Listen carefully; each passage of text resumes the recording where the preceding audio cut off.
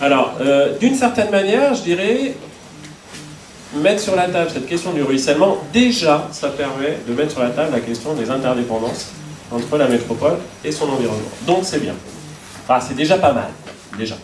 Sauf que, effectivement, en tête, il y a une espèce de hiérarchie, quoi. Ça ruisselle des métropoles vers l'extérieur.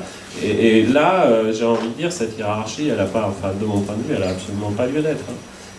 Plusieurs milliards sont redistribués via les salaires, me semble-t-il, dans une des premières slides, de Lyon. Bon, ce n'est pas de la redistribution, c'est de la distribution de revenus. Les gens perçoivent des salaires parce qu'ils ont bossé à Lyon et qu'ils n'y résident pas.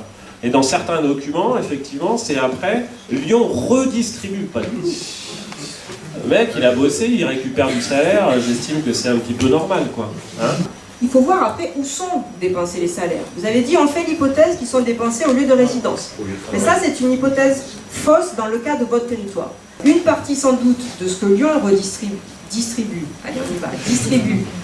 au territoire autour est reconsommé dans l'aire urbaine de Lyon. Donc c'est distribué, mais pour le coup, c'est redistribué, si tu veux, dans l'autre sens. Donc, là, on n'a pas fini l'histoire, d'accord? Alors que Saint-Étienne, je connais moins bien, il faudrait vérifier, mais vu les chiffres là, que je vois en termes de faiblesse, si vous voulez, de la capacité de consommation dans ce territoire, sans doute que les flèches que vous montrez vers le nord-ouest, peut-être que là, en effet, les salaires sont dépensés aussi en résidence et pas forcément réinjectés à Saint-Étienne.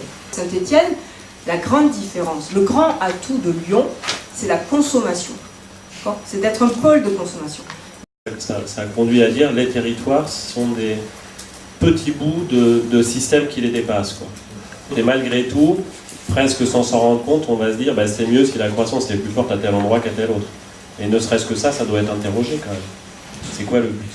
Est-ce que le but c'est que Lyon croisse plus vite que Bordeaux? Est-ce que le but c'est que Saint-Étienne croisse plus vite que telle autre ville, etc. À mon avis, non. Et donc ça interroge sur aussi, c'est quoi l'objectif essentiel que doivent atteindre les gens en responsabilité sur les territoires.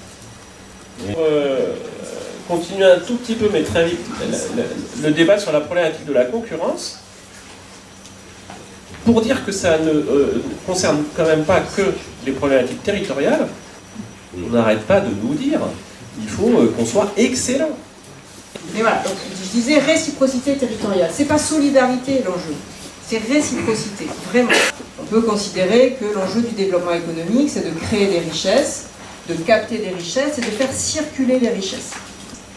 Et ça se joue à de multiples échelles imbriquées. C'est-à-dire que chaque territoire a vocation à pouvoir activer ces trois leviers de façon différenciée d'un territoire à l'autre. Donc là, on se pose aussi la question finalement de comment assurer un développement équilibré, bien réparti au sein d'une aire métropolitaine qui puisse s'appuyer sur des villes nouvelles, des villes moyennes, des zones plus rurales. Il me semble qu'il y a un vrai enjeu et puis je crois qu'on n'a pas géré la qualité des petites villes et des villes moyennes. Un autre point, je pense qu'on n'en a pas encore parlé, mais qui différencie les territoires, en fait, c'est ce qu'on peut appeler, peut-être un peu pompeusement, la qualité de la gouvernance locale.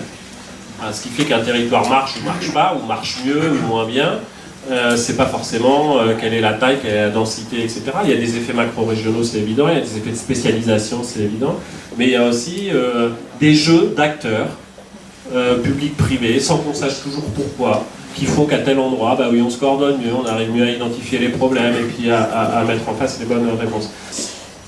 Ok, on l'a dit, on l'a redit, on l'a écrit, pareil, on a des kilomètres de travaux là-dessus. Ok.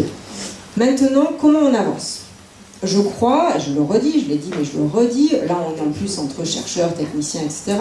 Je crois quand même qu'il existe des scènes. La loi est là, une modification du scope. Est-ce que ça va être l'occasion de réouvrir cette scène comme une scène de dialogue pour justement montrer ces enjeux d'interdépendance? C'est intéressant. En tout cas, je ne dis pas que c'est facile, mais il y a des dispositifs, des scènes, des endroits qui sont faits pour penser ces interdépendances.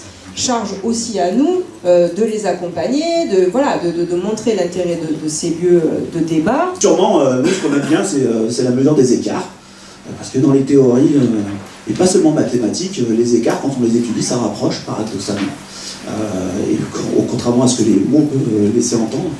Et c'est bien dans cette mesure des écarts que l'on peut aujourd'hui certainement appréhender au mieux ce vaste territoire, justement parce que mieux connaître les écarts de développement, les écarts de trajectoire, les écarts de positionnement peuvent permettre effectivement de faire sens commun.